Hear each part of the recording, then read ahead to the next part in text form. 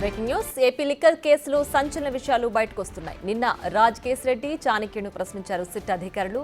చాలా సంస్థలను బినామీల పేరుతో రాజ్ కేసిరెడ్డి నడిపించినట్లు తెలుస్తోంది.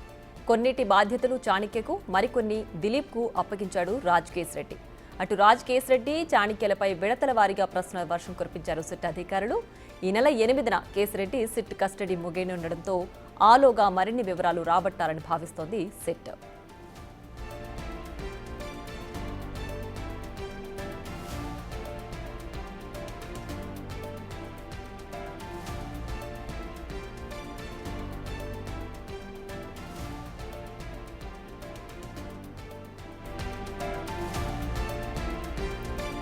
మరింత సమాచారం మా ప్రతినిధి శివ అమరావతి నుంచి లైవ్ లో ఇవ్వడానికి సిద్ధంగా ఉన్నారు. శివ, చెప్పండి, రాజ్ కేసిరెడ్డి నుంచి ఇంకా మరింత సమాచారం రాబట్టే పనిలో సిట్ ఉంది. అలాగే ఇప్పటికే రాజ్ కేసిరెడ్డి తన వర్షన్ వినిపిస్తానని చెప్పి కూడా చాలా సందర్భాల్లో చెప్పారు. మరి ఎలాంటి విషయాలు ఈ సిట్ విచారణలో ఆయన చెప్పబోతున్నారు? మొత్తం మీద చూసుకుంటే మద్యం స్కామ్లో అనేక ఆసక్తికరమైన అంశాలు వెలుగులోకి వస్తున్నాయి. చాణక్య, అలాగే రాజ్ కేసిరెడ్డి, దిలీప్ వీరంతా కలిసి అనేక సూట్ కేస్ కంపెనీలను తయారు చేసినట్లు కూడా తెలుస్తూ ఉంది. 200 పైగా బినామీ కంపెనీలు పెట్టి 1000 కోట్ల రూపాయల నగదుని ట్రాన్సాక్షన్ చేసినట్లు, హవాలా ద్వారా తయారు చేసినట్లు కూడా సిట్ అధికారులు నిన్న ఈరోజు జరిగిన విచారణలో తేల్చినట్టు తెలుస్తూ ఉంది. 8వ తేదీ వరకు రాజ్ కేసిరెడ్డిని విచారణ చేస్తున్నారు. మరొక వైపు చూసుకుంటే ఈ కేసుకు సంబంధించి కూడా మొన్నటి వరకు 29 వరకే ముద్దాయిల్ని చేర్చారు. తాజాగా 33కి ఆ సంఖ్య చేరిగింది.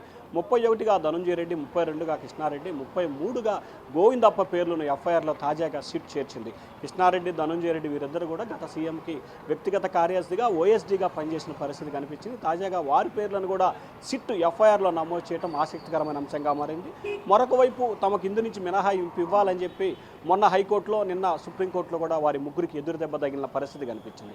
అయితే ఇవాళ, రేపు, ఎల్లుండి కూడా 3 రోజుల పాటు రాజ్ కేసిరెడ్డిని విచారించే అవకాశం కనిపిస్తూ ఉంది. అనేకమైన ఆసక్తికరమైన అంశాలని వెలుగులో తీసుకొచ్చే ప్రయత్నాలు అయితే సిట్ అధికారులు చేస్తున్నారు. ఎక్కువ ప్రశ్నకి తెలియదు, గుర్తులేదు, నాకు సంబంధం లేదని చెప్తున్నారు. అయినప్పటికీ సిట్ అధికారులు చాకచక్యంగా అనేక ప్రశ్నలకు సంబంధించి ఇండైరెక్ట్గా కానీ రకరకాలుగా ప్రయత్నాలు చేసి కొంత కూపీలాగే ప్రయత్నాన్ని అయితే సిట్ అధికారులు చేసినట్టు తెలుస్తోంది. ఏ కంపెనీ నుంచి వసూలు చేశారు, ఏ కంపెనీకి నగదు ట్రాన్స్ఫర్ చేశారు, అలాగే ఎవరెవరు దీంట్లో పాత్రదారులు, ఎవరెవరు సూత్రధారులు అనే కీలకమైన సమాచారాన్ని రాజ్ కేసిరెడ్డి నుంచి కూడా సిట్ అధికారులు సేకరించినట్టు కూడా తెలుస్తూ ఉంది. ప్రియా, రైట్ శివ, అయితే ఇప్పుడు అంటే సిట్ అనుకున్న సమాధానాలు రాకపోతే గనక ఇంకా రాజ్ కేసిరెడ్డిని కస్టడీకి కోరే అవకాశం ఉంటుందా మళ్ళీ? ఖచ్చితంగా ఇప్పటికే 7 రోజుల పాటు కస్టడీకి ఇచ్చారు. ఈ నెల 8వ తేదీ వరకు ఆయన కస్టడీ ముగిసే అవకాశం కనిపిస్తూ ఉంది. రేపటితో చాణక్య కస్టడీ ముగియబోతూ ఉంది. మరొక వైపు దిలీప్ని కూడా కస్టడీకి ఇవ్వాలని చెప్పి నిన్న పిటిషన్ వేశారు. ఇవాళ దిలీప్ కస్టడీకి సంబంధించి ఏసీబీ న్యాయస్థానంలో, అంటే సిట్ న్యాయస్థానంలో విచారణ జరుగుతుంది.